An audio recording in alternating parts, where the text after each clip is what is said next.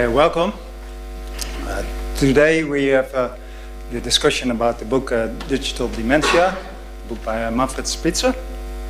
And Manfred is here because this week in The Hague they have organized the Crossing Border Festival, where famous artists and famous writers present.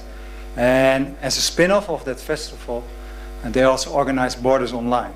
And it's the second time that they do it. And Borders Online is focused on technology and science. And Manfred Spitzer is one of the presenters at that conference, which is already sold out. And a day before that, he has the possibility to come to Groningen. And today we will discuss about his book. And Manfred will start for 45 minutes, and then Justina Pardoen will follow up for 15 minutes. And then we have a discussion with the audience. Manfred Spitzer is a well-known scholar. He is a professor at the University of Ulm. And he's the medical director of the psychiatric hospital at the university. He has published over 100 articles in journals like Nature Neuroscience, Schizophrenia Bulletin, and Biological Psychology. And he is also an author of several books. One of the books was published in English, The Mind Within the Net, Models of Learning, Thinking, and Acting. His latest book, Digital Dementia, is already available in, of course, German and in Dutch, but also in Chinese and in Spanish and in Italian, but not yet in English.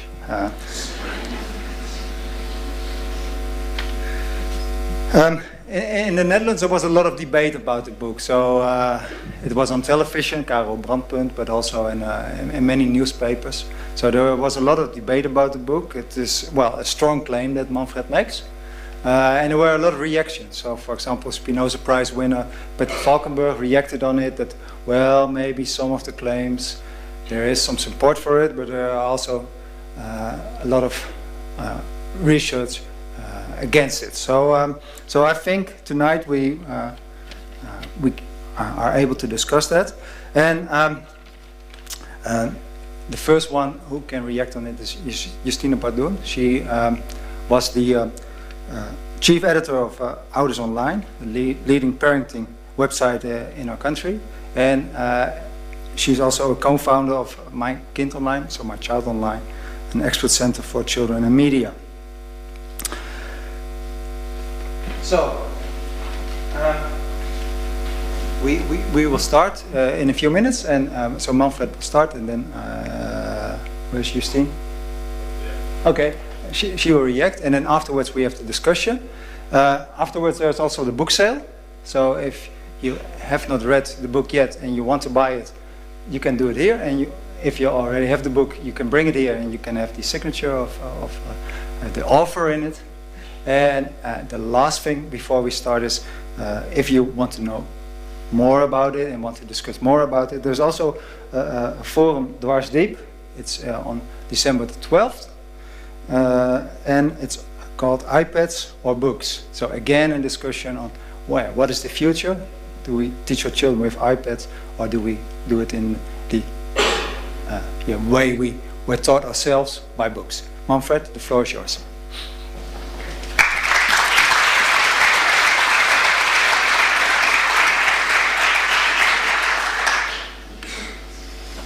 Thank you for introducing me, and thank you for having me here in this, well, great place, great city, and I already decided I will come back. I mean, not for a talk, but for having a closer look to the picturesque town. It's really amazing.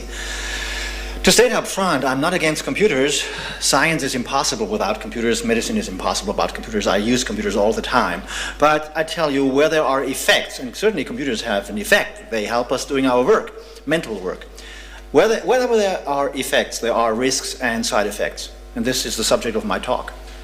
So I'm not against computers, not at all. I don't want to abolish them or whatever. That has been in the media a lot. I know that, but it's all wrong. No, I'm telling you about risks and side effects from a perspective of not just one scientific viewpoint, but several. I'm a brain scientist by training. I'm a psychiatrist. I work in education a lot, as I have a little institution who does learning in schools, etc., etc. And there is actually evidence from different areas of inquiry, and whenever you have differences, or we have different accounts, and they get converging evidence, that is evidence that support each other, then you kind of start to believe in, in the evidence. And let me start with a kind of a no-brainer on the brain. So the first 3 minutes, I'll give you a little bit on the brain, if that should work. Let's see. Yeah, here we go. Here you see 3 brains. They are published in the medical literature, and the reason they are published is in all 3 cases the same. It's 3 publications in different journals. But the reason is, even though these brains look strange, even to a layperson, the people to whom these brains belong haven't been patients. They were all 3 perfectly normal. This is a 42-year-old French civil servant with 2 children. And there's almost no brain in the head. You see, there's a little bit here and a little bit there, and there are about 70% of the brain's gone. This is a German truck driver in the early 50s. So he's 52 or so, and they both were scanned accidentally. That happens in clinics when you get something and you get into the scanner, and then if you show these pictures to radiologists, they will tell you that these guys are dead. I mean, it's impossible to live with no frontal area at all. This is probably the most interesting case. This is a girl who happened to have an infection in the left brain. And it threatened, and she was 3, and it threatened to take over the entire brain. So the doctors came up with a radical treatment. They surgically removed the left brain. So this girl, from the age of 3, no longer has a left brain. And of course, you know, here sits the control, motor and sensory control of the right side of the body, language center, motor and sensory language centers. So this girl was then re-examined at the age of 7, and you would expect a person who is in wheelchairs because of right side paralysis, who doesn't speak and doesn't understand because of removal of all the language centers. In fact, the girl's normal. She jumps into the room and she's perfectly bilingual in Turkish and Dutch. These, all 3 of them, are existential proofs. And an existential proof has a very simple form. Hey, look, this exists. And if you can speak 2 languages without language centers, hey, what do you think you can do with language centers? And in Germany, every 16th young kid is not making it to the most simple grade in elementary school. That tells you everything about German schools. From here, you can learn a lot about brains. For example, these 2 guys, they don't have this since yesterday, otherwise they would be dead. So they must have this from early on, because a young brain is highly malleable. It can change. It can configure itself completely simply because it's a rapid learning brain. If you don't believe me, play memory with a 5-year-old. You'll lose, no matter, okay? Because a 5-year-old is just a faster learner than an adult. One way to show this is an economist publishing in Science magazine what the return is of investment in education depending upon the age of the person you invest your money in. So the return of investment is highest in preschool, it's okay in school, and it's not good when the person is older. And with older, I mean over 17, not over 70. So the brain really learns quickly at young age, and then the learning rate goes down according roughly to this curve. And before you get home depressed, I have to add something. You and I, we can learn quickly, but we do it in a completely different way as compared to kids. You know, in kids, everything in the brain changes, I'll tell you in a minute. In us, there's only little change because we already know so much. So if you learn a second language, who do you think is faster, the one who knows only his mother tongue or the one who knows already 5 languages? Well, the one who knows already 5 languages. Who will get a new tool faster? Well, the one who knows already a lot of tools and not the one who knows nothing about any tool. The same with musical instruments, or the same with anything. Our brain is not a bucket. A bucket is half full when it's half full and only half fits in. Our brain is something like a paradoxical bucket. The more is in there, the more you can still squeeze in. That's the amazing thing. You're only in deep trouble if you are 17 and nothing is in. Then nothing will go in anymore. That's the problem in education. Okay? I'm often asked, well, how do you do education for 15-year-olds by companies who want to do this? And I say, well, you know, there's no problem if the people are educated already. Because when you are educated, you can still learn, because you have all the hooks already there where you can hook new information up to. If you have no hooks, you can't hook anything up to. And that's the way adult people learn. Which makes it very important to learn in the first 2 decades of life as much as you can. Because then you are geared to lifelong learning. If you are not, then you are in deep trouble. This is, by the way, this is really what you can learn from these slides. You can completely reconfigure your brain when you get only half of it at the age of 3. At the age of 13, this is no longer possible, okay? And this is, of course, this is learning what's taking place here. The brain relearns, thereby reconfigures itself. How does the brain learn? Well, you have neurons in your brain. How many? About 100 billion. They have, well, don't we refer to them as our tiny gray cells in our head? Why is this thing yellow?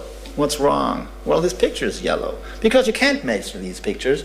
Because you have all over the place other neurons and fibers. So how do you do this picture? You take a fluorescent dye and put it in a tiny syringe and put this in there. And then you wait a bit so it distributes all over. And then you shine a light on it. And you only see the dye. You see nothing but that, which is how you make pictures of single neurons. There is not such a thing as a single neuron. There's only a thick mesh of neurons, okay? It's almost like a felt.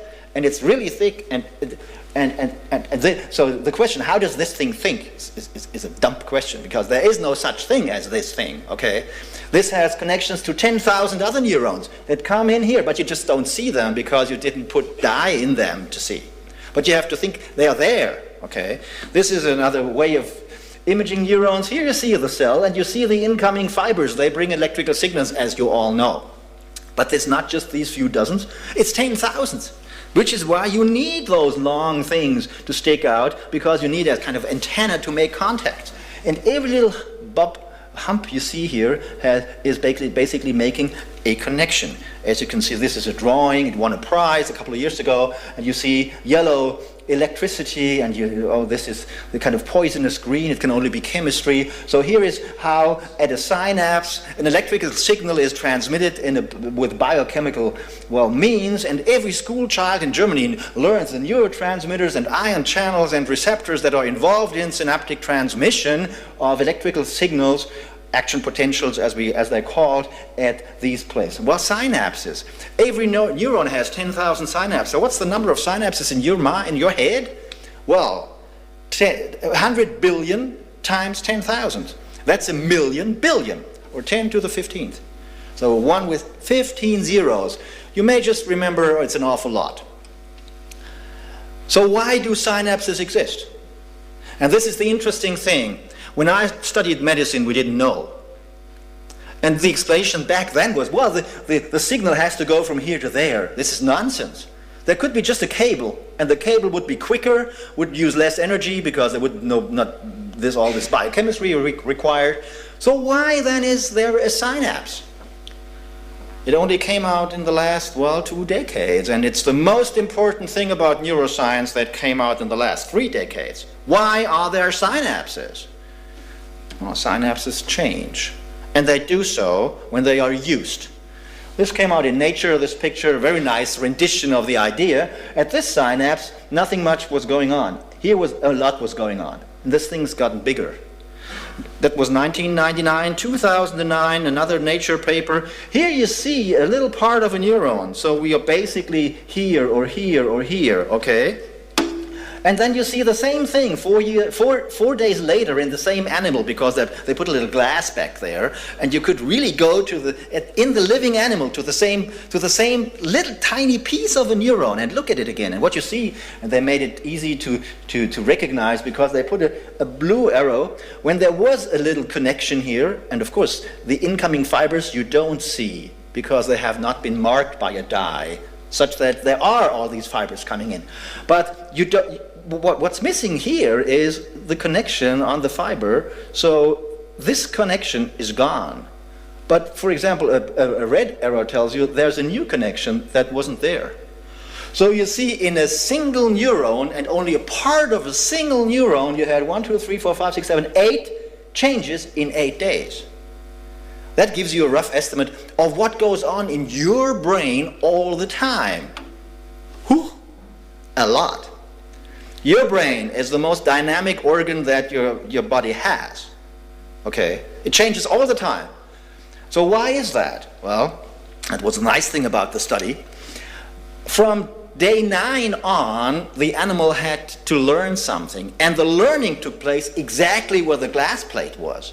So they could watch the neuronal tissue when it was learning from day 9 on. And what do you see? More red arrows. So you see connections forming. And this is just qualitative pictures, but they also did, of course, the counting of the new connections. They looked at the learning curve of the animal in the task, and there was, of course, correlation. So what you basically do here, you watch the process of learning in the animal brain in very action. What we do know by now is learning is nothing but forming of new connections because of the use of your brain. You know, this thing has a CPU and a hard drive in it, as you all know. So there's a chip that does the number crunching, and then there's another part that does the memory. In your brain, there's only 100 million neurons connected with 10,000 synapses each. And these neurons do the number crunching. That's our thinking, our experiencing, our behaving, everything. That's done by the brain, by the neurons. But by doing so, the connections between the neurons change whenever they are used. And so, well, you know, this thing didn't get better from the day on I bought it. Our brains get better every day simply because we use them. And in particular, the brains of children get better every day because they are used. Young kids, they are so curious, they want to learn, and they are learning wonders, as you all know. Now you may still say, why is he telling us this? Well, just be patient one more minute. First of all, you may say, well, this is animals. What about humans? Well, you may even ask, why is it that very learned people don't have heads like this? Because if it is true that our brains are dynamic and there is growth in there when we learn, they must get bigger. Well, they don't. Why? Because our brain is encased in bone, because it's our most important organ. So it doesn't get bigger, but it can get denser. If you have more matter here, you change the brain's density, which can be measured for the last couple of years using the scanners that we have anyway. So my favorite study is this. This thing here is called the hippocampus, and for several decades we know that if you find home tonight, you do this with this brain structure. It's basically your brain's navigation system. And it's here, and you have another one here on the other side. You can X-ray to see it here. So the hippocampus we know what it is doing, and we know that it's used for navigation. Well, London brain researchers know that London taxi drivers are the best in the world because they have to memorize, in order to get their license, 25,000 streets and 3,000 places. In Germany, in Hamburg and Berlin, they have to memorize 800. I asked a few taxi drivers. Okay, London, 25,000. And actually half of the people who wanted to try fail. Okay. So what brain researchers did, they did the following study. Came out about 2 years ago. You take 60 people who want to be taxi drivers, put them in the scanner, measure the density of their navigation system. Okay. Then you wait 4 years, they do the training, half of them fail the exam, half of them don't. And you take 30 other people who serve as a control, and they just learn not to drive a taxi, and then you scan them and wait 4 years and scan them again. Results? The control group, no change. The training group, but they didn't make it to the exam, no change, before or after. The training group, and they made it through the exam, they got significantly denser. This is density of the gray matter of the hippocampus. So we do know that brain's density changes when you learn. Of course, the question is, what's wrong with those? They learned, but they failed, and there's no growth. Well, they asked all 70, how many hours a week did you do the training? They said roughly 15. They said more than 30. So it's like in the gym, the more training you get, the more your brain changes, okay? And again, what you see here, the increase in density, is basically this. That is, you get new brain matter, and this enables the brain to do the job better. Now, social behavior is much more complicated than finding home. To get along with your neighbor, your boss, your mother-in-law, and your kids is definitely more complicated than to find home. Which is why our brain has not one, but at least 8. This is an overview in Science magazine from 2009 that give you 8 social modules, that is social or brain areas that do, as they say here, social computation or social behavior. So everything from empathy to democracy is basically done in your brain in these brain areas here. And they're all well known. Now we do know from one study that came out in Science magazine in November 2011 that in monkeys who grow up in childhood and adolescence either alone or in a cage of 2, 3, 4, 5, 6, 7. They scanned the brains and looked for areas that specifically grow bigger the more monkeys were in the cage. And it turns out there are areas, and there are similar areas in the monkey that I've just shown to you in the human beings, from which we know from this study that they grow with social experience. So again, this is density, and so the denser these areas, the more monkeys lived in the cage. Of course, the more monkeys are in the cage, the more social contact you have, and if you have a social brain that grows by its use, it's obvious, isn't it? But this is shown in monkeys. Well, 2 years ago. Now you may say, so, well, we are human beings after all, and so what does that mean? Well, you can no longer denounce these findings as mere animal research for the reason that the primatologist Robin Dunbar he's really famous from the UK, he and his group, they found that one module, the orbitofrontal cortex, which sits here above the orbita, where the eye socket is, and frontal. Okay, and this part of the brain, in human beings, this is what they found, is the bigger the more friends you have. I mean, that's cool. They put you in the scanner and tell you how many friends you have. I mean, think about it. So this is, again, an existential proof that in human beings, our social brains grow by experience, okay? Why is that interesting? Because we have studies like this. This is a questionnaire of almost 3,500 North American girls, the age of 8 to 12. And this survey showed that they have face-to-face experience with other girls for 2 hours a day, and they spend 7 hours a day in Facebook. The problem with Facebook, you'd say, well, it's great, this is social medium. Well, but there is no person. I mean, there's no one talking, no one displaying emotions, no one to empathize with. There's just nobody. There's only a screen. So how can you learn social behavior when you interact with a screen? That's impossible. On top of that, there's more lying in the internet than any place else. That's also experimentally found.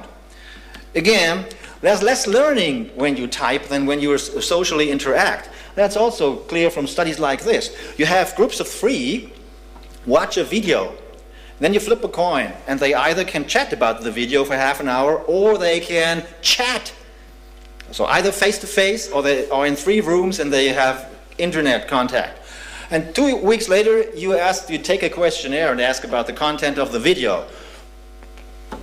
Which groups do you think know more? Those with face-to-face interaction or those with chatting? Well, it's those with face-to-face interaction. That came out. Okay. So we do know that there is a problem when you only do a lot of Facebook. Now you might say, well, this is all basic research. Well, we have more than that. This is a great study, came out in 2010, in 2 large cohort longitudinal studies on human development. And these are actually the best we have, one from New Zealand and one from the UK. And they are, together it's more than 4,000 people that were followed over decades. And it turns out adolescent screen time, what is that? That's the time spent in front of a screen. That is TV plus video plus PlayStation plus iPad plus smartphone. And the more screen time the adolescents have, the less empathic they are towards their peers and their parents. See, if I had only shown you this slide, you would have said, okay, you know, well, the people with autism, they don't like people, they go to screens. So of course it's the other way around. If you have an autistic tendency, you spend more time in front of screens, and that's how it comes about. But I told you all the neuroscience behind the brain grows with its use, and even the social brain grows with its use, and we find this in animals, we even find it in people. And once you know all this, you know cause and effect. There's no doubt about that. This was what I call converging evidence. I'm not cherry-picking studies. First of all, I only do good studies. The bad ones, as a doctor, I'm recommended not to use for my treatment. And I'm very well trained to decide to distinguish good and bad studies. So the argument, the doctor is just picking his studies that he likes. No, I'm not. I use the good ones. And here's a very good one. Or even though the evidence here is only correlational. And in science, a correlation is not a cause and effect relation. I know perfectly well.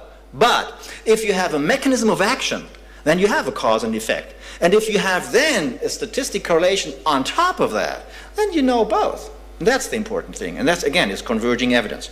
So here, in a nutshell, my argument, there is brain education. This is a strange term, I know. But it's not just development. I mean, development happens. It's a biological thing. But the brain is not just developing. It is learning all the time. It's learning how to walk and how to talk and how to behave, etc. And that's learning. That's forming synapses. That's by use. That's how we learn to talk. Our brain sucks up all the utterances we hear, but it doesn't save single utterances. It gets at the rules behind the single events. Okay? That's the important point. That's the brain does that constantly. That's the rule. The exception is sometimes you learn something as a single fact, but that's only the exception, if it's really important. Okay? So you have this brain development, and it goes up. And sometimes I'm asked, well, you know, you talk a lot about children and adolescents, and you have a book out, Digital Dementia. Isn't dementia something for old people? And you talk about young people. How does this come together? Well, it's easy. Going downhill, this is what dementia literally means with your mind. And for every descent, the higher you start, the longer it takes. The same thing is true for dementia. If you get old, then you decline, yes. But if you decline from here, you won't live long enough to suffer from dementia. That's the point. Okay? And in fact, we know this perfectly well. There's good studies on Alzheimer's. The fitter you are in your 20s, the less likely you are when you are 80 to have Alzheimer's. And the relation is very strong. Or I put in here bilingualism. Okay? So there are studies showing that if you speak 2 languages and you get Alzheimer's, you get your Alzheimer's 5 years later. It's not that the plaques and tangles of Alzheimer's disease don't happen when you speak 2 languages. No, it is your brain is just more educated. And hence, if it goes down the tubes, it's still better off knowing more and having more connections that do the trick of mental activity still, even though a lot is broken down. You know, brains have the nice feature of graceful degradation as compared to computers who just crash. Okay? Brains don't crash. In many disorders, for example in Parkinson's, we know 70% of the neurons are gone when you start to show symptoms. Then you're 70% sick, but then you start to notice it. Okay? Alzheimer's, same thing. Think of the brains of the French civil servant, with almost no brain, and he doesn't notice, and no one else notices, okay? Because the brain can be highly trained, and then a lot can go wrong. But things can go right. So you see, with all these green arrows, there is good, I just didn't write them there. No, there's good scientific evidence if you use your hands to do things, to come to grips with the world. There's great work out there showing that this really makes you bright, okay? Music, sports, theater, that all help your brain to get higher up here. Bonding, family, purpose in work. Grandchildren. I'm often asked, you're a psychiatrist and a professor, what can I do to prevent Alzheimer's? Shall I do crossword puzzles or Sudoku, or do you recommend any digital training? I say, forget it all, get a grandchild. Because it's really tough to deal with a grandchild. This is exactly what's good for your brain, okay? Anything else, rubbish, forget it. Voluntary work is also a lifesaver, not for the one you help, but for you. Dancing, singing, laughing, okay, it's all well known.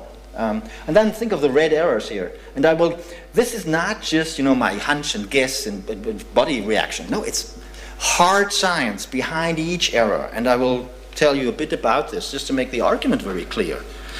The problem with some new digital media, let's take the iPhone, okay? There's no 40-year prospective controlled double-blind study on the effect of an iPhone possession on your development. There can't be, because this thing's not old enough.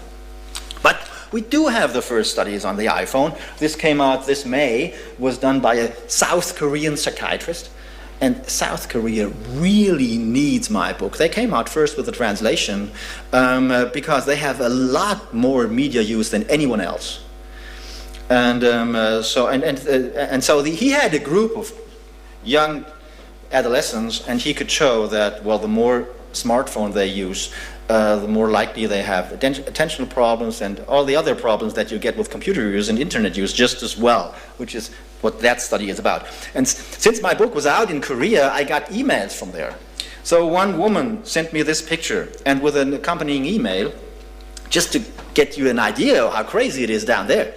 They have, this came in the 23rd of June in 2013. So, and she told me, we have a campaign. And you see a picture of the youngsters who are part of the campaign. They all hold up their smartphone with a little sticker on it with a crossed out smartphone or phone, okay, you see here. And so the campaign is called 111. And it's about every single one of them agreeing to once a week switch off their smartphone for 1 hour.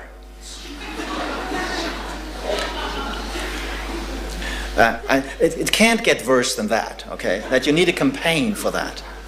I mean, think about it. So now we are equipped to answer this question. It was proposed by Nicholas Carr, an American journalist. It came out as a book. And so he basically says it's not science. It's his ruminations about, the more I Google, the less likely I am to read a thick book.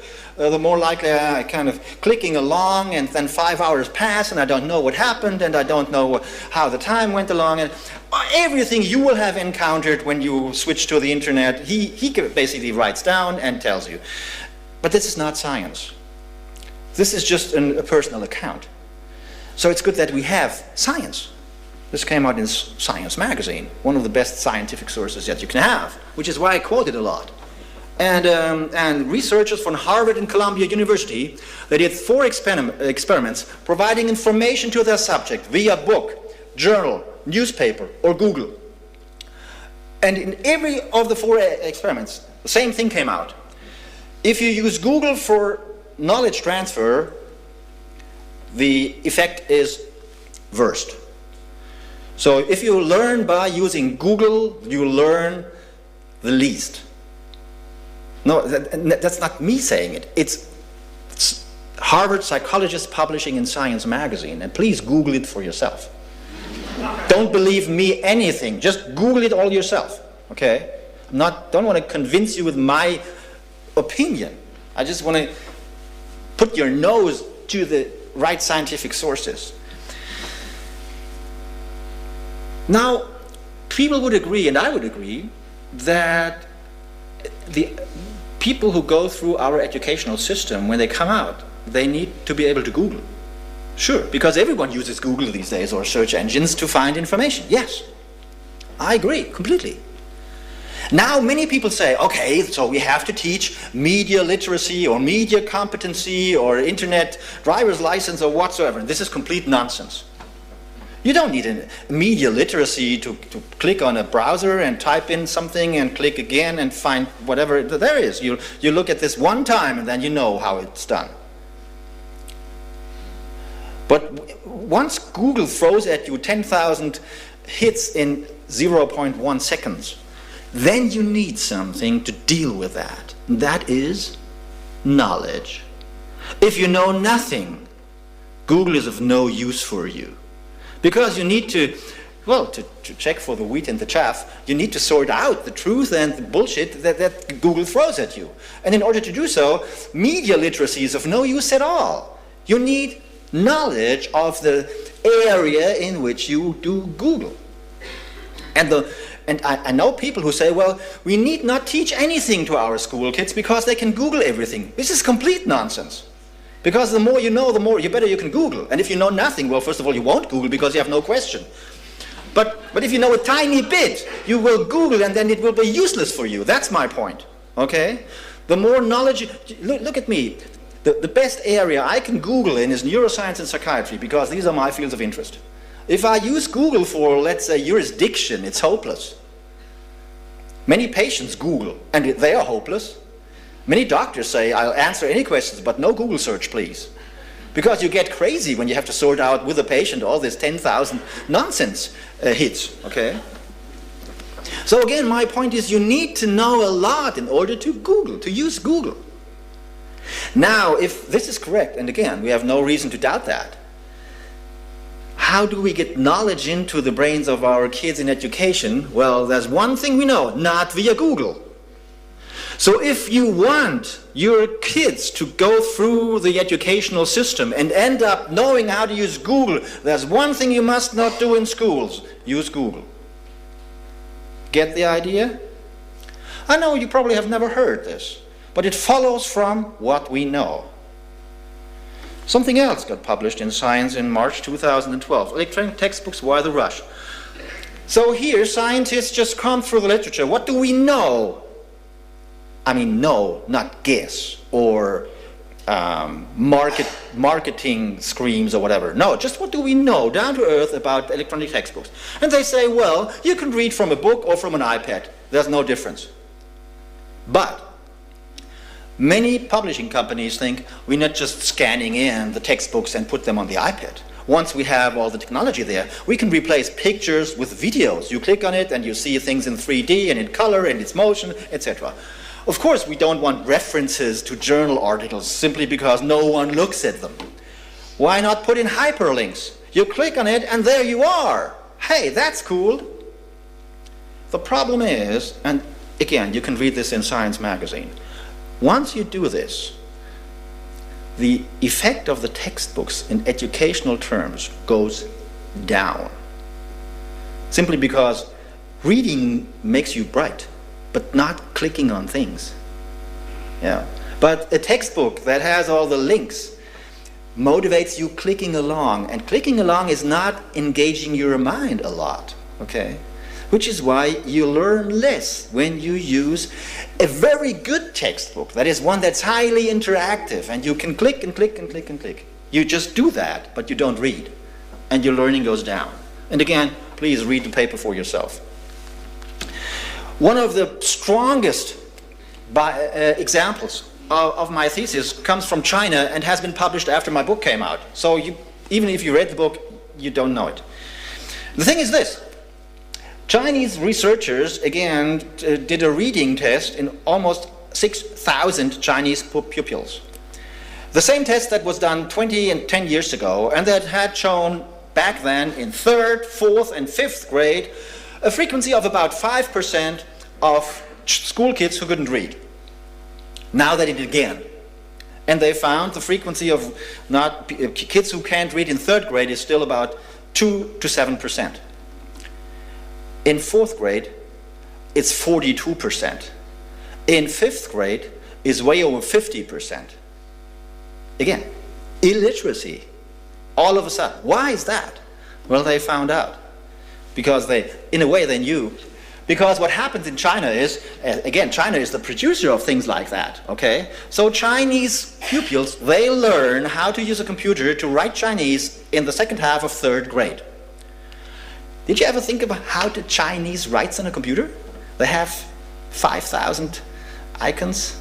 So do they have keyboards the size of dinner tables? No.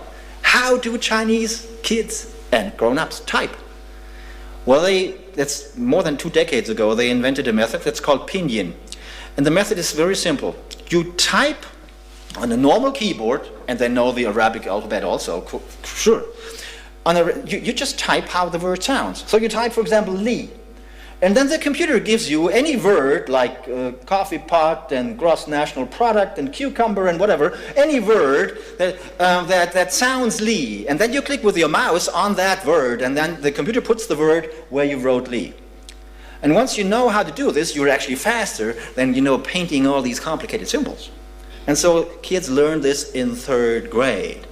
The problem is, you no longer write Chinese once you can write in this way. And if you don't write Chinese characters for a couple of months, you forget them. That's that. And then you have illiterate people in 3rd grade of 42% and in 5th grade of more than 50%. The Chinese government is not amused, I tell you. And they comments on this, and by now they have spelling contests in prime time TV for children, where they get high prizes when they know how to read and write Chinese. And they have to do this, and it's watched by dozens of millions of Chinese people, and it's really pushed by the government. It's an old American format that they adopted to Chinese.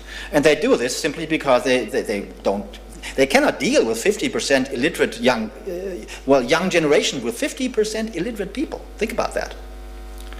Now you may say, oh, this is great, so we can forget competition from China in 15 years from now. No, you can't. Because in Germany we do the same thing. We get rid of handwriting in schools. Did you know that in the US, last spring, they abolished to learn how to write in 46 states in elementary school? So they don't teach writing any longer. They teach typing. So the goal, end of class 4, is to type with 10 fingers. The problem is, we do know that when you write something down, it sticks more into your memory because it's a complex motor movement. That's more synapses involved, more learning taking place. If you just do these it's too simple. So less synaptic involvement, less learning. We know this. In fact, we have studies from neuroscience showing this. So how can you not teach kids handwriting? I mean, it's a crime to do so because you take away a memory device that you can use, a trick to trick your brain to learn something. It's really bad. But of course you have customers for their lifetime. I mean, they have to buy a computer every time they want to write something. They can't use a pen. And if you have a power outage, they can't even write help and put the sign up. I mean, think about this. It is crazy. And it's a crime to kids to do that, really. And let me give you a little more examples of what I really do mean with the risks and side effects. This is just a study, it's 5 years old, showing what is the media use in the US for 8 to 18-year-olds. Well, it turns out it's 10 hours, 45 on average a day. And it's not great that they squeezed 10 hours and 45 media use within 7 hours and 38 by using several media at the same time. So they only have 7.5 hours media use. By the way, just as we Germans have, as the latest study shows, in 40,000 young kids from 12 to 16, average media use in Germany is 7.5 hours.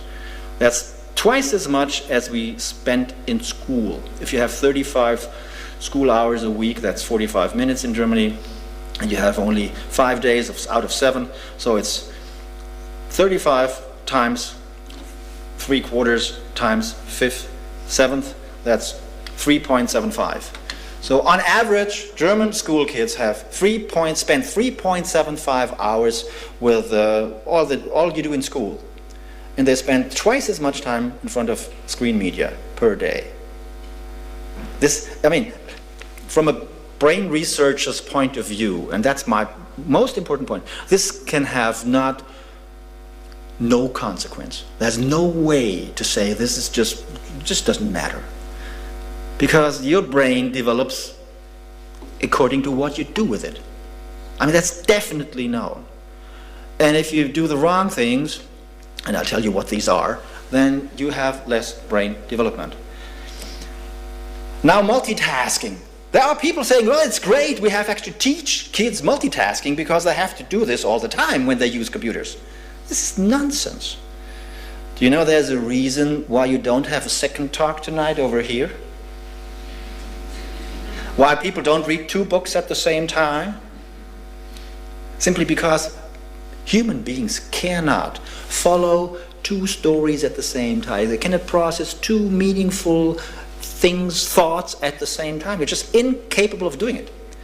If we try hard to do it, American researchers found out by testing multitaskers, heavy multitaskers, and compared their scores to non-multitaskers. And they found no matter what you test, the multitaskers do worse.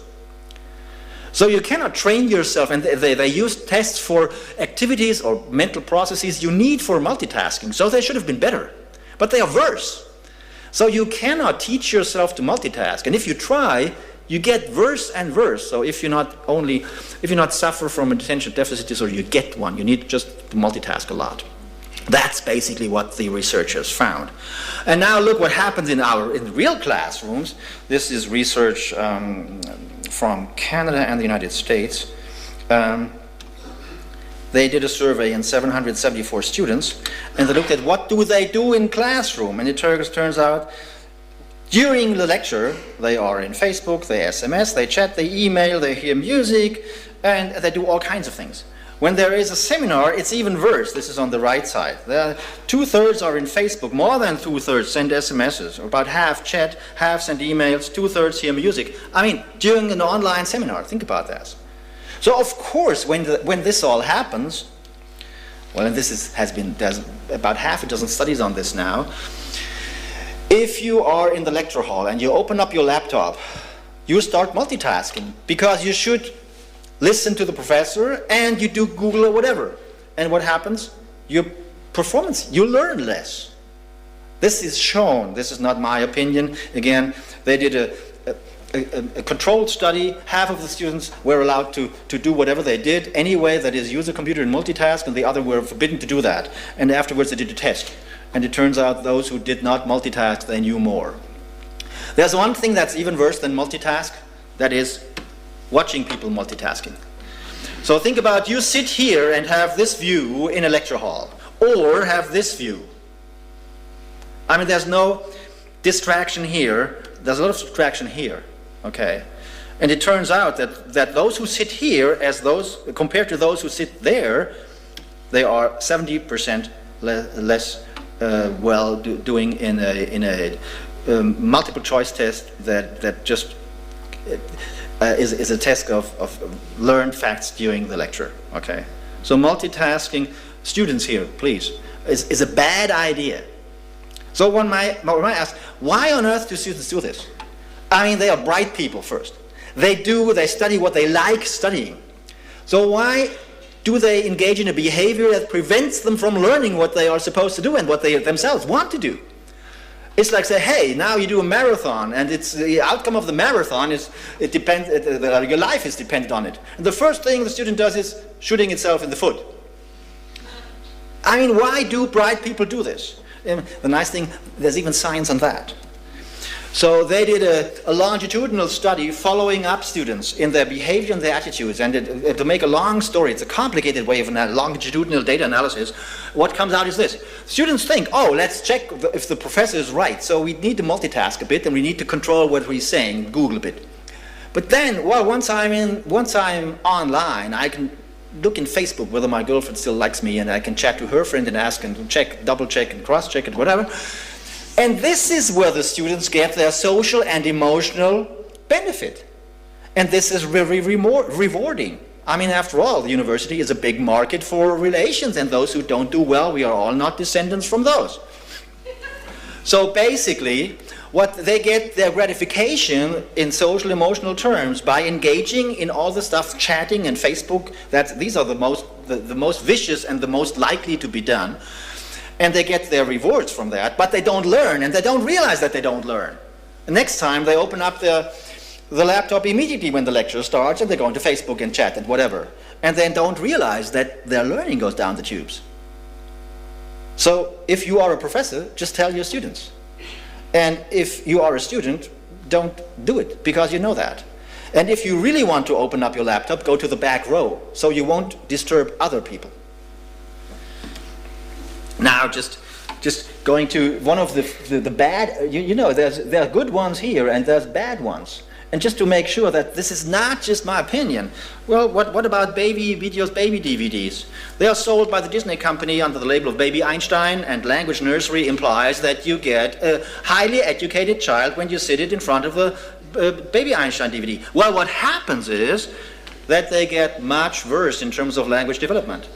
Zimmerman et al. Published this in 2007, and he personally told me that they thought twice before they did so, because they knew that the Disney company would sue them for spoiling their business. And the Disney company threatened them for 2 years, and then they gave up.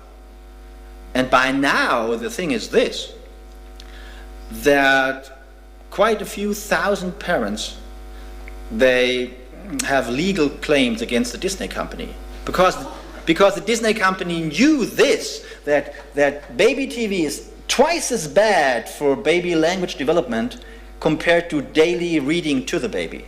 So daily reading is good. That came out empirically in a study on over 1,000 babies the mothers were asked, what do you do with your baby all day long? And then they did a language test on the language development of the baby. And they found things that are good and things that are bad. Playing music, for example, is marginally significantly good.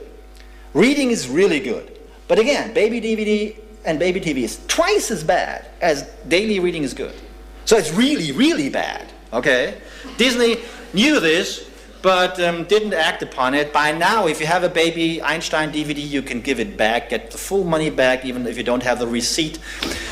Why is that? Because thousands of parents, well, you know, language is your entry in intellectual development. A college degree in the US is worth, over a lifetime, $1.6 million. And that's the amount the parents want back from the Disney company. Finger play. People say, well, let's get rid of this old stuff here. This is really old-fashioned parochial nonsense, these finger play things in kindergarten. They should do the real thing, so let's get on with iPads in the kindergarten. This is complete nonsense, and I'll tell you the science behind it. Finger play is actually very good because the way numbers get into your brain is by way of your fingers. You count with your fingers, okay? That's why we all learn how to count. And this is the way to do it. Not in every place on earth. There are people who count like this. Who's this? The Chinese. They really count with one hand to 10. And they need the second hand from 11 onwards. So you and I, when we say 6, left and right brain have to talk to one another because we could go like this or like this. So the brains have to talk from 6 onwards. A Chinese, their brains have to talk from 11 onwards. That's interesting, isn't it? Now the thing is this. You can show in adults a trace of this different wiring that came about in the brains of young people when they use their hand in a different way. And you can show a trace of that in adults. And let me show you how they did it. You have students from China and from Germany compare 2 numbers and press a button on the larger one. So in this case you had to press underneath the left number, okay, because it's bigger. And then you get numbers from 1 to 20 and they get compared, and they differ by 2 all the time. What comes out? First, the bigger the numbers, the longer it takes. That's obvious. I mean, 18, 20 is a bit more difficult than 1, 3. Second, it turns out, and we knew this for a while, the Chinese are faster across the board. Well, This is not a big feat simply because they learn how to decode symbols for, well, the entire elementary school. In Germany, we learn how to read and write and count, and that's that in first grade. In second grade, we go on with other things. The Chinese, they continue decoding symbols because they have to learn the thousands. So they are better at that. And then there's another interesting thing. When you have 8, 10, or 11, 9, you're fast. Why is this? Because you compare single-digit to double-digit figures. And a single-digit number is always smaller, and a double-digit number is always bigger. So your reaction time goes really down because you don't even have to think about numbers. You just see 1, 2 digit, so it's obvious. So now you get, I told you this because now you get this complicated slide immediately. So this is the numbers that had to be compared. And you see the bigger the numbers, this is reaction time, the slower you get. These are the red is the Chinese, and the blue is the Germans, and you see they are slower. And then you see when it comes to 8, 10, 9, 11, both groups get faster. On top of these three things that were known already, you see this. There's a significant slowing by the Germans when 6 enters the picture. And you get a significant slowing when double digits come into the picture in the Chinese. Why is that? Because the numbers were learned in kindergarten with the fingers, and because the brains had to talk to each other from 6 onward, and that takes time. So the connectivity in the brains of Germans when it comes to 6 opposed to 5 is starting to become different. In the Chinese brains it becomes different from 11 or 12 on. So what you see here actually is a trace of numeracy development in kindergarten, but you can still see it in adults. So now you'd believe me that the more finger play children play, the better they are in math when they are 20. That's known from several studies. Because the more dexterity you have in your fingers, the better you will get at math. Why? I mean, it's obvious. And we have more studies, well, showing this, but I will go on and tell you about this. I've seen parents, Professor Spitzer, my 2-year-old, he grabbed my iPad and he started to use it. And he flipped pages by swiping over the surface. Isn't he going to be an Einstein with 2? Uses modern information technology? I said, take away the iPad quickly, otherwise he'll get very dumb. Why is this? Well, your hand is really an amazing robot arm. This is a 4-year-old grabbing a needle, grabbing a pen, using a key, and you see these grips have all names by hand surgeons because they know that it's completely different things we do with our hands. And a 4-year-old can do this because the 4-year-old has handled all these objects. Not only this, your hand's not only a robot arm, it's a sense organ. You get feedback whenever you touch wood or metal or water, it's completely different. And that's interesting. And that's how you come to grips. Our language is very smart with this. It's how to come to grips with the world, okay? So kids who can do this because they did it a lot, compared to this is the dumbest thing you can do to your hand. There's no sensory feedback because the surface is flat, completely flat. So no matter what you do, you won't get any feedback, any sensible feedback. And your motion is always the same. You don't get differential representations in your brain for different things, which is why you can't use them later for thinking. We have, for example, shown this. So you think much slower when you just point and click rather than when you handle an object that you learn. So you really impair thinking when you impair sensory motor learning, which is what you do when you use an iPad. Which is why iPads have no place in children education. Definitely not. And given that textbooks, electronic textbooks via iPad have their problems on top of that, it's really not a good idea to have Steve Jobs schools in Holland, as they call them here. I know. Well, let me just give one more example, then I stop. Sorry. we have, it says PlayStation here. Well, because Christmas is coming about, I put these slides in. Because many kids want a PlayStation for Christmas, and you know there are new ones out there soon. So they all will want one. What do you do as a parent? You don't. Why? Because we have studies like this. Researchers in the US, they set up an advertisement in the newspaper. We need parents who want to give their boy in grade 1, 2, or 3 a PlayStation. Please contact us. We give you one. That was the point of this experiment. They gave out PlayStations.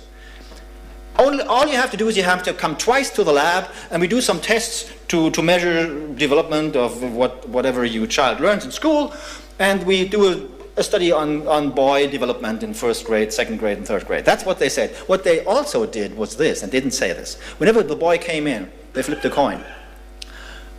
Heads, he got the PlayStation now. Tails, he got the PlayStation in the next visit. That's 4 months later. So what you now have is a controlled, randomized, prospective study on the effects of a PlayStation in school kids. Now let me show you the results. So the PlayStation group, well, the control group, this is reading. And of course, no matter whether you are in first, second, or third grade, if you have 4 months of schooling, you get better at reading. This is what you see here. This is before and after, okay? So you get better at reading in 4 months of schooling unless you have a PlayStation, and you get worse. Writing, you get better. Not really when you have a PlayStation. Problems in school, normally they go down simply because, well, you get a bit older and you have fewer problems. But they go up when you have a PlayStation. So this study, it is really an experimental study, and cause and effect is clear. It's not just correlational. Clearly shows you if you give your kid a PlayStation, you give bad grades and school problems to your kid. And you must not do that. That's important. So why in Germany do they buy the millions on Christmas? Just a little hint. This is a brochure put out by the Ministry of Health. Gut hinsehen und zuhören. Well, hints for parents on media in the family. And on page 22 you find this. As regards computer games, there are children who never use a PlayStation as compared to those to whom this is part of everyday life. Accordingly, children show differences in media competency. A father who reads that will think, well, I don't want an incompetent child, so I buy him a PlayStation. What you didn't realize, there's really PlayStation in the text from the Ministry of Health. This is advertising for Sony in a federal booklet. And I searched the whole document. There's 13 times PlayStation. At no time is there a tablet PC. So this is no coincidence. So, and do you know what the most important single factor for health is? For people? It's not weight loss, it's not diet, it's not sports, it's education. So the Minister of Health recommends stupidity by PlayStation use. That's incredible. And again, there are examples of this. I just mentioned one. There are examples of this all over the place. At least in Germany, in Austria, and in several countries I researched. I didn't do this. Look, I got this email from Austria. Every second small child uses already the internet. I mean, how does a 3-year-old think about it, the internet? I mean, it's complete nonsense. And then you have this. This is put out by the Educational Ministry of Austria and supported by the EU. Kindergarten, this is a brochure of 60 pages for people who work in kindergarten, how to introduce the internet to kindergarten kids. So what shall they do? Well, let me show you a page of this. They learn that :P means sticking out your tongue. So this is what Austrian kindergarten working people are supposed to do in kindergarten. I mean, this is as crazy as it gets. It is only surpassed by the German Minister of Culture, who gave out a prize, 50,000 euros, for a war game, and by the Minister of Family Affairs in Germany, who basically said many children enthusiastically play video games, and this is part of the culture. Parents don't know, and they're frightened, and the media speak negatively. And then he says, at the same time, it is emphasized that there are chances to learn important key qualifications.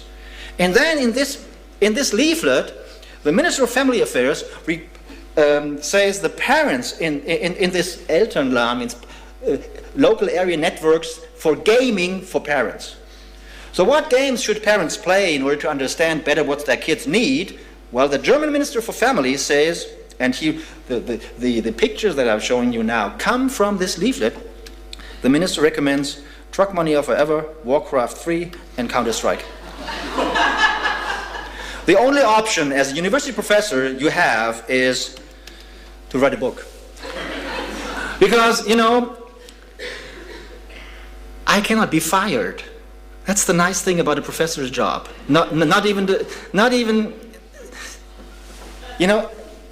our president can fire me, which is why only professors can write books that are really highly controversial and that most people just don't like.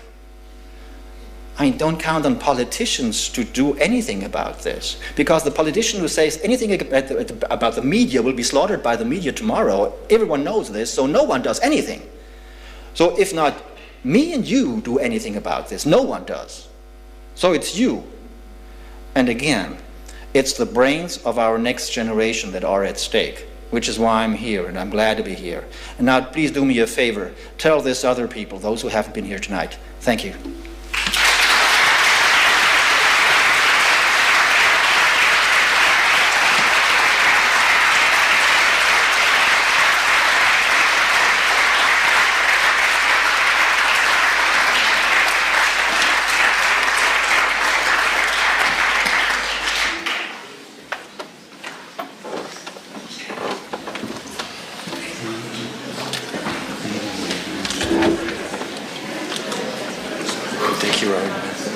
Sorry? Filmpje eerst.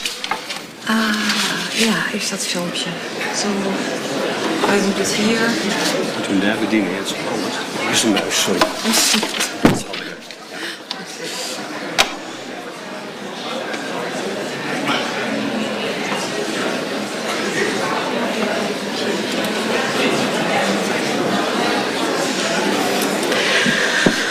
Okay, well, that was interesting. Thank you very much. Where are you? Thank you very much. It was inspiring, fascinating, as always. There's always writings. I never heard him speak before, but I'm very delighted to be here tonight together with you. To have the opportunity to discuss his insights. I was very pleased with your book, Professor Spitzer, because as you said, as you explained at the end, you are an independent mind, and it's becoming less and less obvious that people who are talking about media are independent. They are not. You're very right about that. I'm independent and critical as well, and I will start the discussion.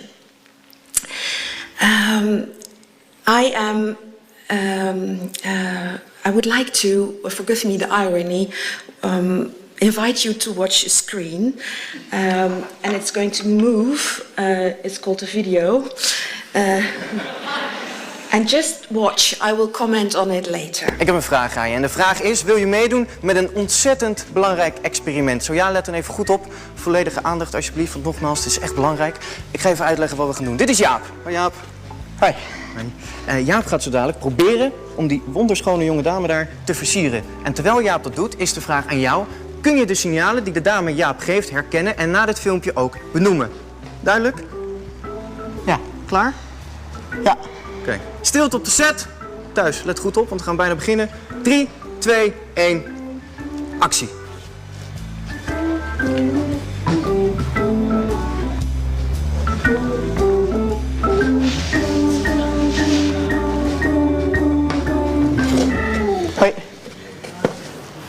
hier vaak? Ik heet Jaap. Hoe heet jij? Ik heet Amber. Amber. Oh, wat leuk. Het mooiste meisje uit mijn klas die heette Amber. Ja, heette, want ze is overleden.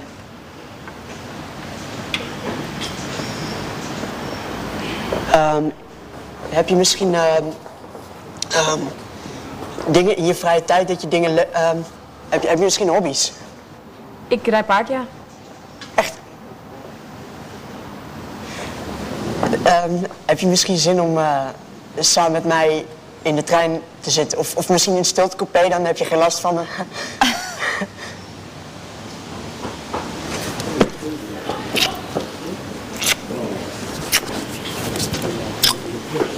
En kut, ja stop maar hoor, we hebben het. Dankjewel. Die Jaap die heeft gewoon die wonderschone dame versierd. En dat is natuurlijk ook niet zo heel gek, want het zijn gewoon acteurs. Maar nu de vraag die ik jou eerder stelde. Heb jij de signalen gezien die het meisje Jaap heeft gegeven?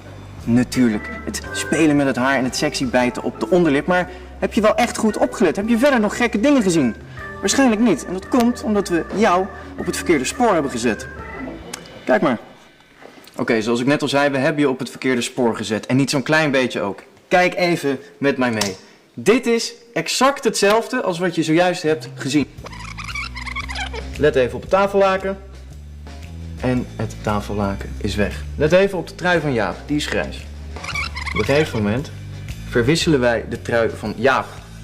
Dan heeft hij in één keer een rode trui aan. En het kan heel goed zijn dat omdat je op het gesprek lette, dat je dat niet hebt gezien. En nu plaatsen de dames in het rood een zonnebril op het hoofd van de jonge dame. En in één keer staat er, let op, trein. Dus laat je niet misleiden. Vooral niet rond het spoor. Okay, this was a campaign. It's a campaign, an internet-only campaign, so I guess most of you... There was a train. It's a campaign of ProRail, as a matter of fact, and young people like it very much. I'm now multitasking, which is not a very good idea.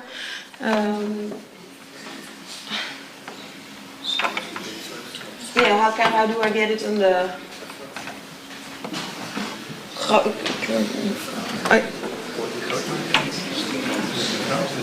Ja, maar helemaal groot zonder... Oh, die. Ja, daar heb ik hem. Okay, thank you.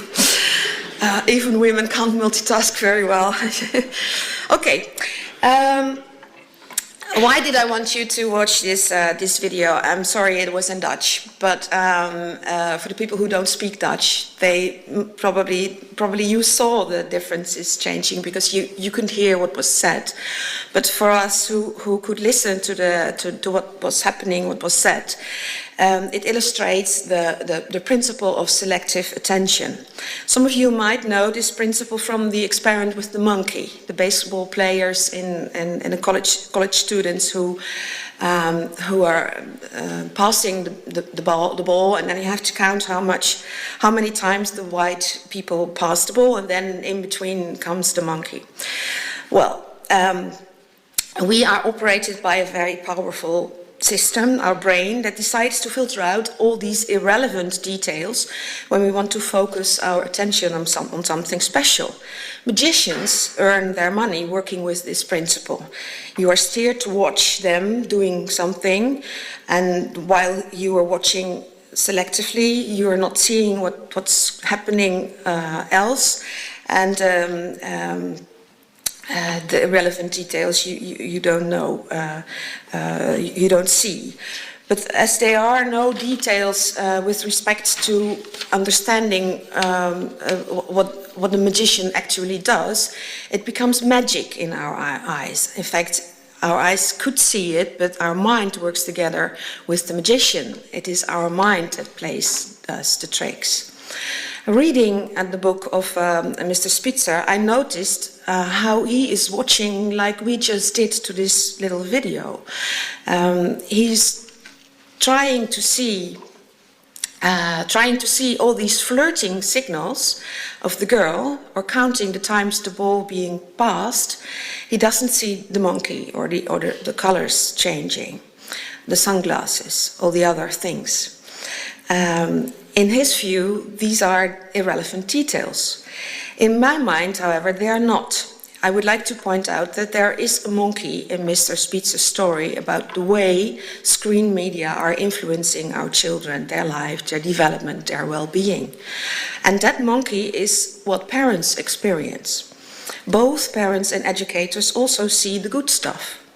That is how young children love the screens, how they enjoy doing boring, repetitive learning tasks on a computer or a tablet. Teachers are trying to use this in schools. Parents are experimenting with new applications, enjoying also the search for creative and innovative apps, such as their children do. As much as their children do, I'm sorry. Of course they love it, would Mr. Spitzer say. Children get addicted to these screens. But that does not mean that it benefits them. And he also can explain very clearly why. And he does it in appealing and clear and alarming words.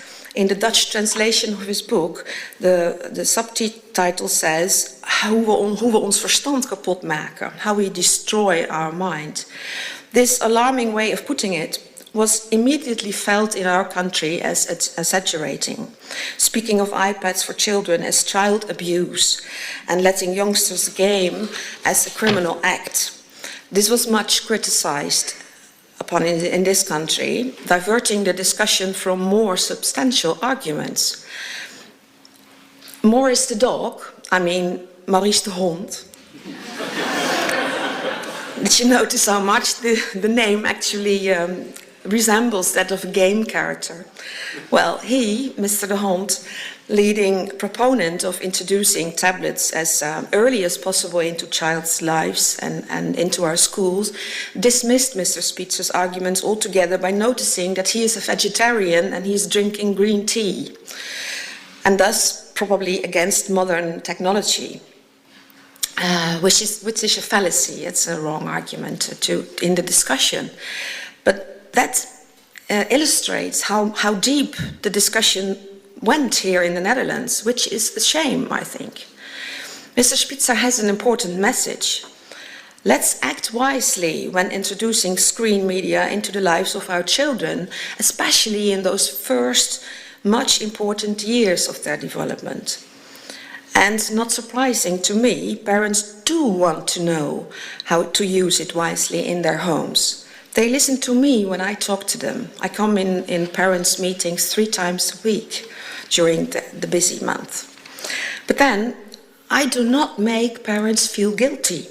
I do not deny that screen media are here to stay and that they can even add something good to our lives, our schools, and even our family lives.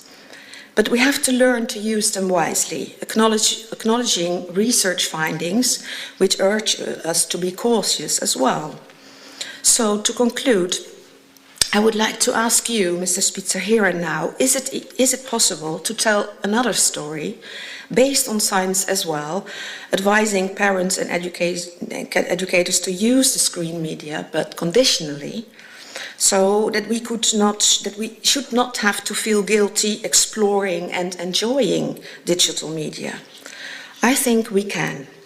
Seeing the monkey changes our world. So, well, seeing the advantages of screen media will open up a world of possibilities, whereas hiding all the good stuff, making it a forbidden fruit, is dangerous in the end. People will accuse you of drinking green tea and stop listening, not even critically. I do listen, and I find it very interesting what you said. We all listened this evening, we listened critically. So let's start the conversation and discuss the arguments. To start, I would like to comment on the fact that your conclusions, based on scientific research, are lacking necessary nuance. Your interpretations of results have to be qualified. Reported effects mostly are relatively small, and you leave out research where no effect of a contradictory effect was presented. It's also there. Scientists do not agree all the time. Another thing is that we might find some holes in your arguments. For example, your ideas on the influence of gaming. In the Dutch translation, something very funny happened. In the chapter on self-control and stress, it becomes a little hilarious when you touch the subject of games, and then the first-person shooter is translated as ego shooter games. Ego shooter. It becomes even more attractive because I immediately had the association with a suicide game or something like that. Maybe it's a new category. But aside from that, of course, your story is weak here. You fail to make a clear difference between controlling the situation and self-control. Self-control. Lack of control of the situation leads to stress. We know that. But then you state that the lack of self-control also causes stress. You explain that ADHD, that's ADHD, attention deficit disorder with hyperactivity, is essentially a loss of self-control, and that screen media leads to ADHD and so the lack of self-control. But I do not know any research that proves a causative relation between screen media or gaming and lack of self-control. In fact, gamers, especially the competitive ones, exert an extremely high level of self-control playing these games. Real-time strategy games train a form of hyperfocus. Players have to anticipate, react very quickly on changes, on every change in the environment. Gamers in first-person shooters are not losing their attentional blink strategy, but exerting it intensively, switching quickly from one detail to another to be able to survive and cooperate. First-person shooters are cooperative games. Your argument is that gamers learn nothing else but shooting. And what they are learning is not transferable to different tasks, as is shown in research trying to prove an effect of brain train games. The only thing you learn is to become better in doing the game. But if that is true, why would we bother?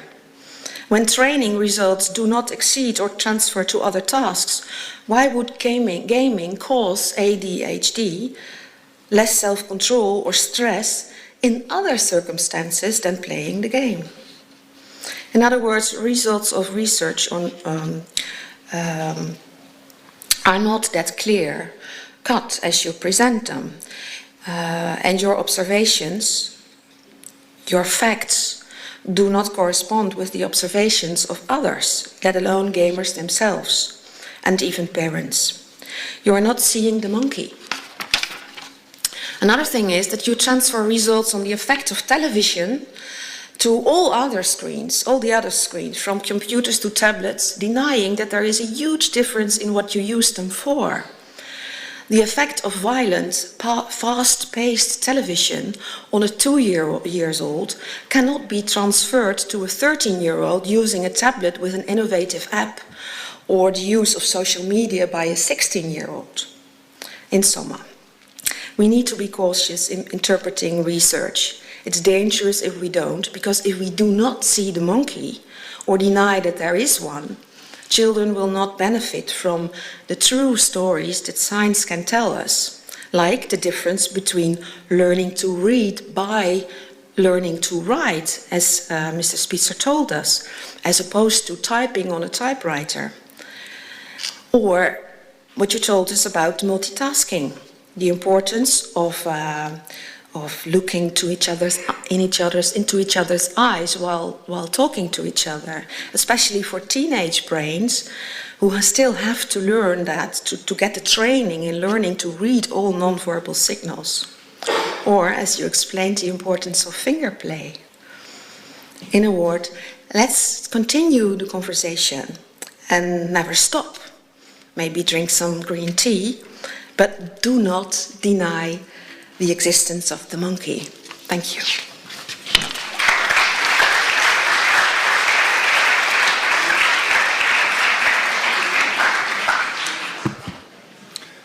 Okay, now we have some time for discussion. If you want to tweet, I'm not sure whether it's allowed by Mr. Spitzer, but Justine Doon already started with it, and she used the hashtag S from Studium, the G from Generale, Groningen. SG, Groningen, for the tweets. Okay, I think it was a very inspiring lecture by Mr. Spitzer. I think they should switch rooms when he is in The Hague, because there are bands playing like the Savages and Villagers, and you were so enthusiastic. I think you should play with them instead of the other symposium called Borders Online. So cross the borders and go to the crossing border. But now we have time for the discussion. And by the way, I'm René Veenstra. I'm a professor of sociology at this university. May I invite the audience to start with the discussion? Yes. There's a microphone coming. Test, yes. I know from personal experience, in my youth, I basically learned the second language, English, by watching television, playing video games. What do you think about that? Well, why not? The one thing is clear, that small children cannot learn a language from screen at all. That's shown. Children at the age of 5, 6, or 7, they have a hard time using TV for learning simply because they need the interaction. And they will learn very quickly another language when they interact with other kids in the second language, and the TV will be useless. You will probably older than that, maybe 12 or 13 or 14 or so, and then, of course, then you understand enough about the world and interaction, and you are motivated enough to overcome the difficulty with the media. And still, I bet you would have learned the second language better if you had a girlfriend with a native tongue in the second language, rather than a screen in front of you. Right. Other questions? Any parents that are wondering what the boundaries should be for the kids?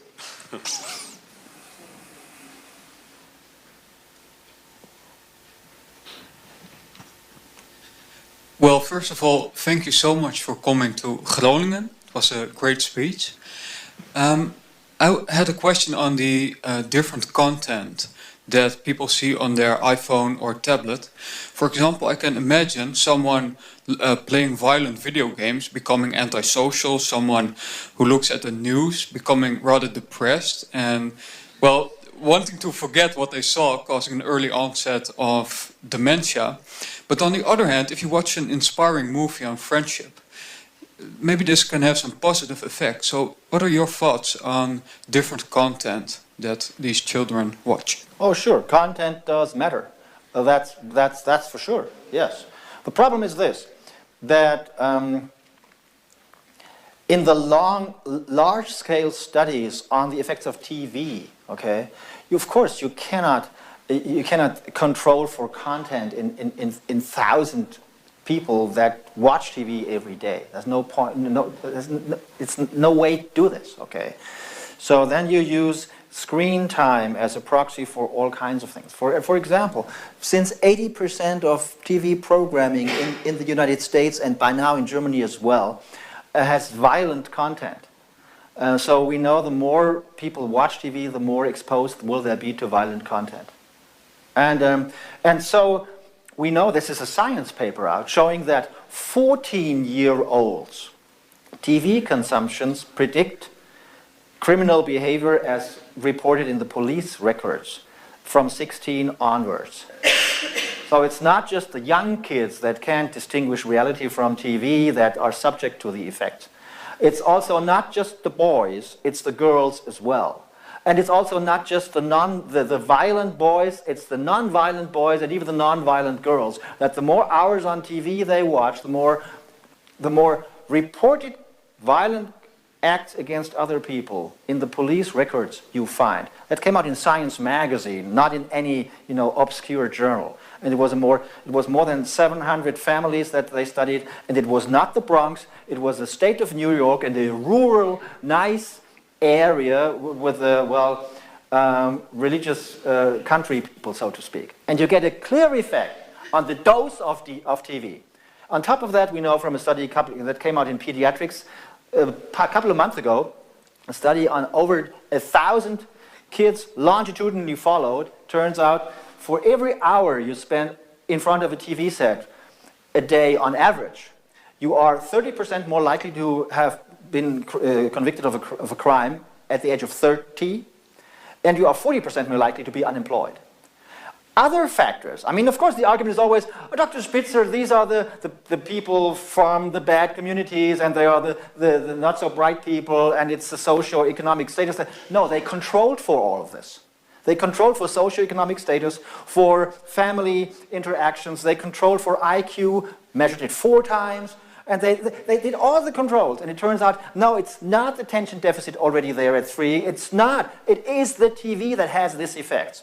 Well, may I comment on this a little bit, because the research of Christitakis that's on the screen, the television screen in relation to ADHD, clearly states a difference between special contents, certain contents.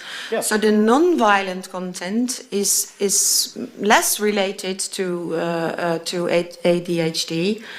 And the content specially made for young children, so slow paced and not any longer than 5, max 10 minutes, has no relation to ADHD at all. Well, the problem is content does matter. Well, the content of the child channel is fast-paced video. That is true. That is definitely true. And this makes so baby TV is not good baby TV in that way. Well, baby TV is not good at all, simply because babies cannot learn anything from TV. That's the problem with baby TV. Yeah. I've been asked by the government to give an expert witness opinion about, well, you know, there's private companies doing baby TV. Shouldn't we have public companies doing baby TV to counteract the bad private company baby TV? I said, there's no way to have good baby TV. Babies don't benefit from TV whatsoever. No, but they don't have to benefit from it.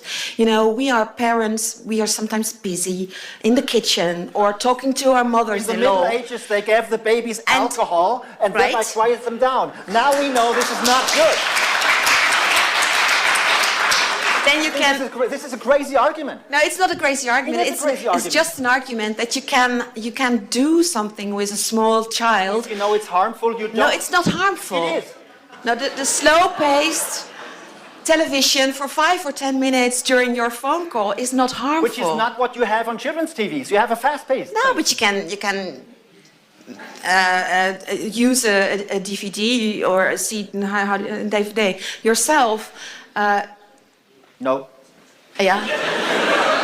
Well, and I think it's dangerous that you deny that there is some use of screen media in families with young children. No, there is not. Anyway. No, there is no use. It is there. No, and when it not. is, when it's it bad.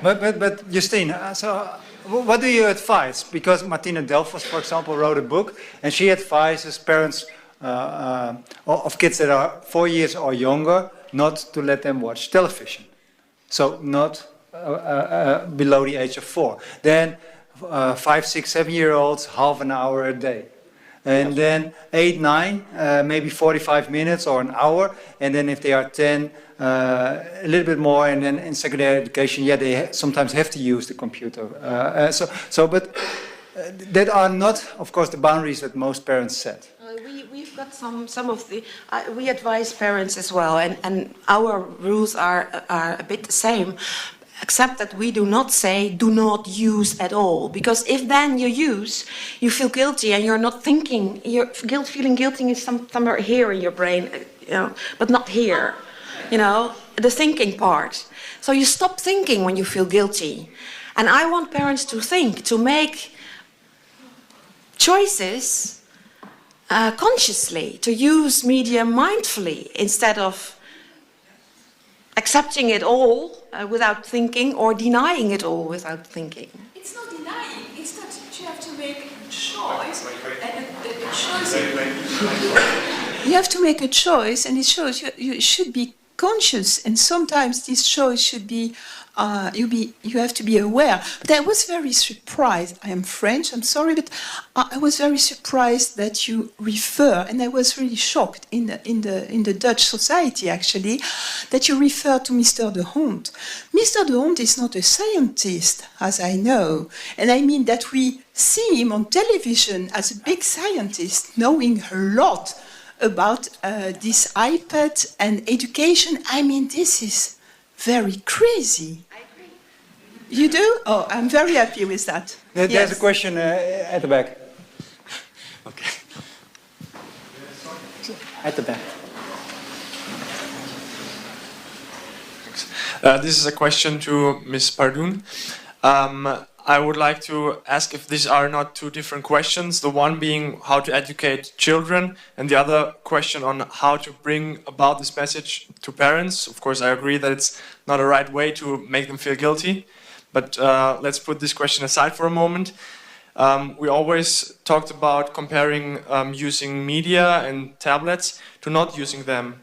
What do you say about comparing the media versus an alternative, for example, investing the money that we could use for a tablet, for using better education, having educators have more time. So even if there are just small effects, there are effects, and there's an alternative. How would you then justify not choosing, even if it would be only a slightly better alternative?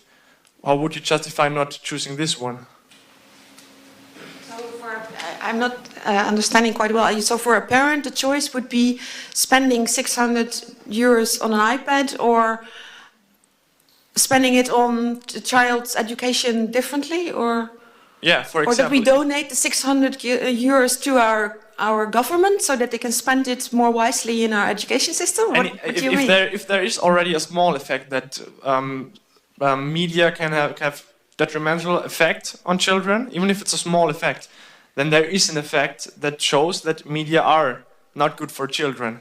So then the reasoning should be then we should exclude the media. And if there is an alternative, namely if the children are spending time playing on a computer, they could also spend time playing in a garden or whatever. So how do you justify comparing these two? But I think the discussion is much too often either or. It is not playing outside and playing with all your senses and your body, or playing with media screens. It is both. In most families, parents are very wisely know that, of course, you can't replace all this playtime, which is so important for children, with screen time. And in fact, sometimes they know. But I also agree with Mr. Spitzer, who says there is an enormous campaign from marketeers and in the industry to mislead us, to how do you say, to try to convince us that it is a good thing and you need to have this for a child, else it falls behind, which is not true, of course. But my point is, we cannot forbid children to use these media or to say to parents, don't use them, because they will do. They will do it. It's not like drugs or alcohol. Media is a little bit more like sex. Yeah. Sex. But at the same time. You understand what I mean? But at the same time, we also, of course, have to realize at what age we invest in our children. So Mr. Spitzer, for example, started with that interesting graph, and maybe you remember it, that if you invest in children at a young age, the rates of return are very high. And it was James Heckman, the Nobel Prize winner in economy, who showed that, and it was publication in Science. And he traveled all over the world to convince governments to invest in the early childhood. Because there are a lot of governments, like the US government, that builds jails, but it is much more efficient to invest in good childcare. Because then later in life, you do not need the jails because there is less antisocial behavior. So he is trying to convince governments that early childhood and early education is very important. And later in life, it's a waste of money if you spend it at that time. Mr. Spitzer wants to react. Yeah, I just want to comment on your question. Two issues come to mind. First of all, I'm often asked, well, so which is half an hour okay, or 1 hour? At what age is what is okay? First of all, the dosage makes the poison. That's clear. Okay, 7.5 hours is way too much, and 2 hours, the average American 2-year-old is way too much, and what we let our kids do is way too much. That's first point. Second point, it's really interesting that from a scientific point of view, you cannot say what the least dose that is okay really is, because there is no scientific study with for example, with TV, with non-TV versus 1 hour versus 2, 3, or more. There's only 1 versus 2 versus 3 or more, because there are so few families with no TV, about 2%, and they are weird anyway. Psychiatrists, for example, okay? You can't do empirical research on them. So we only, it's unlike smoking or not. If you want to know how bad smoking is for your health, you compare smokers to non-smokers. In TV, you can't. And in media research, you can't. You only can show that 2 hours is worse than 1 hour, 3 hours is worse than 2 hours, and 4 hours worse than 3 hours. That's what we do know. But if there is a smallest dose that's okay, the honest answer is we don't know. That's one thing. And the other thing I wanted to mention is you said about sorry, I'm getting spending the money. I have an example. The UK, for about 10 years ago, they invested in smart boards. You know, the kind of instead of the whiteboard. Instead of the green blackboard, okay, you had the blackboard was always green or greenish. But so what happens to a smart board that replaces a blackboard? Well, the point is this: they put smart boards in every second classroom, and Britain is about half as big population-wise as Germany. So German politicians, they now say we have to have a smart board in every classroom. If so we know that was data from the second last year.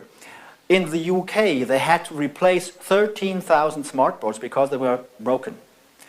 But at the price of $5,000, that's 65 million euros. Sorry, euros.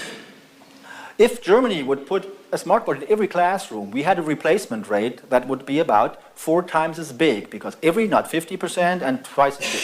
So the replacement cost per year of the broken equipment would be roughly 65 times 4. That's €250 million. You can hire a lot of teachers for that money.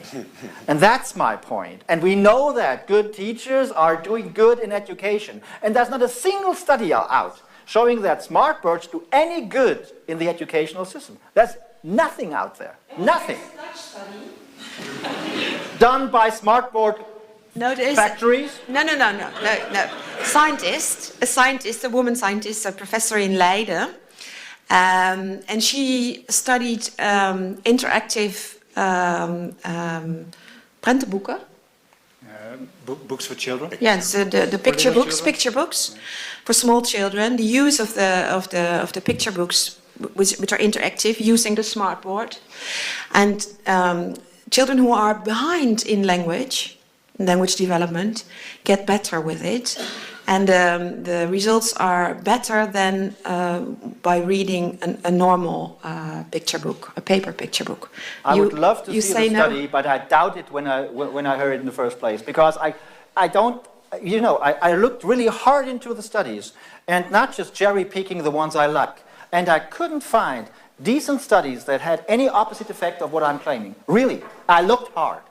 I could. Please send me the study. Yes, I will. I will definitely carefully read it. Who wants to know is Adriana Bos, and she's publishing internationally as well.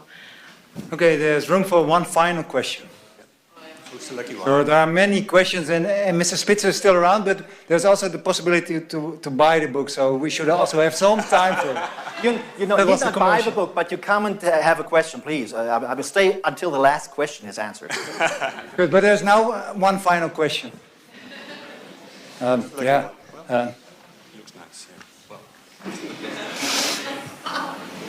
Thank you for your excellent lecture. I have a question that puzzled me when I was reading your book, and you... Speak a little bit louder. Okay, well, thank you for your excellent lecture. The question is about the taxi drivers, about the middle group, the group who failed, but they studied 15 hours a week. The density of their brain didn't grow at all.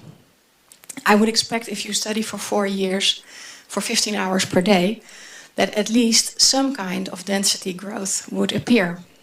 Do you have any ideas on that? No. Your expectation is perfectly reasonable. I would have expected the same thing.